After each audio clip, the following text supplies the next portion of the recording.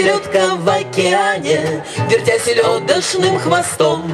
Друзья селедку звали Таней, но, впрочем, песня не о том. Она любила вольный ветер, ее швырял девятый вал. Когда в злокозненные сети Танюшу траулер поймал.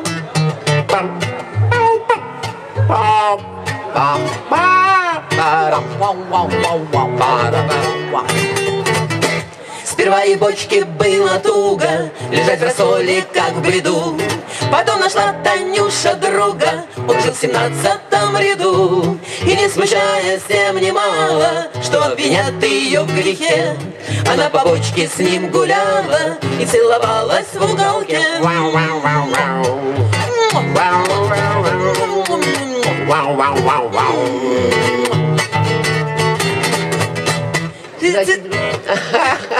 Связав себя гражданским браком, Танюша счастлива была, и повивальная салака у Тани невест приняла.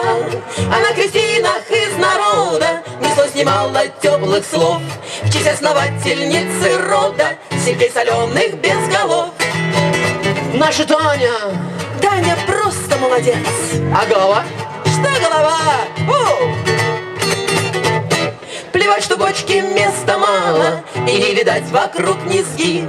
Танюша с гордостью считала свой образ жизни городским. Она как в сладостной нирване крутила жизни колесо, смотрела сны об океане, а по утрам пила рассол.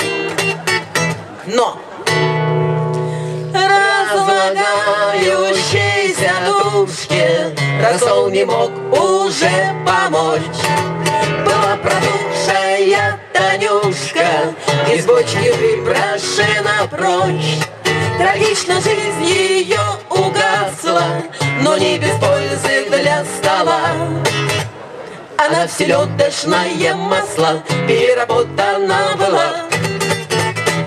Как удается в бочке вредной прожить так много светлых дней, дожить до старости безбедно, продохнуть смертью своей. Про дома думали, гадали, но так понять и не смогли, ведь рыба тухнет с той детали, что у Танюши отсекли.